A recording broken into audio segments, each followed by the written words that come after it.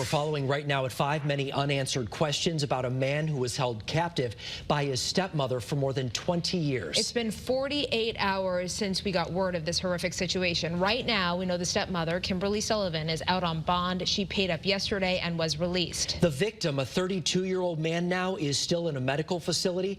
The investigation into how all of this happened continues. Police, DCF, and the Office of Child Advocate are all involved tonight.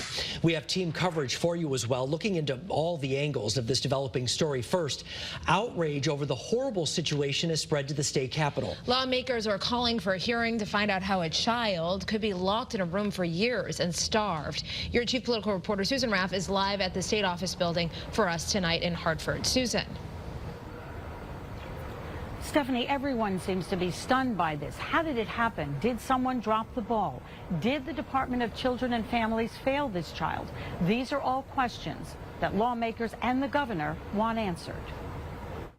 This is the woman who police say held her stepson in captivity for more than 20 years. Kimberly Sullivan pulled the boy out of 4th grade and is now charged with locking him in a room, a small room, and starving him. He's now 32 and weighs only 68 pounds. I think there is some blame to go around, certainly with the state in terms of DCF not keeping the complaint. Lawmakers are calling on the governor to get answers from the Department of Children and Families.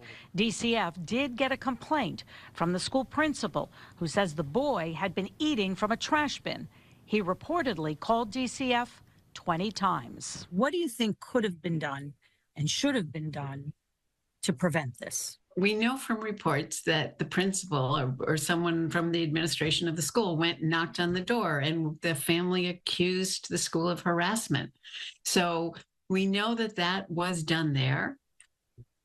But it's a case of putting in place checks and balances. DCF tells us they went to the home, but the complaint was not substantiated and dropped. We don't know much more than that, however, because after 5 years, when a complaint is not substantiated, those DCF records are erased. Kimberly Sullivan allegedly said she was going to homeschool the boy, but there are few, if any, legal obligations for wellness checks. Take Matthew Tirado, a child with autism who was found abused and starved in 2018. His mother removed her son from school also, but wouldn't let DCF check on him. He died. She went to prison. We reached out to the Office of the Child Advocate. They tell us they want to review paperwork or whatever they can get their hands on to see if there should have been a better safety net. In the meantime, lawmakers have plenty of questions for DCF, and also when it comes to homeschooling laws. Those laws haven't been updated in years. Your chief political reporter, Susan Raff, Channel 3 Eyewitness News, live in Hartford tonight. Susan, thank you. More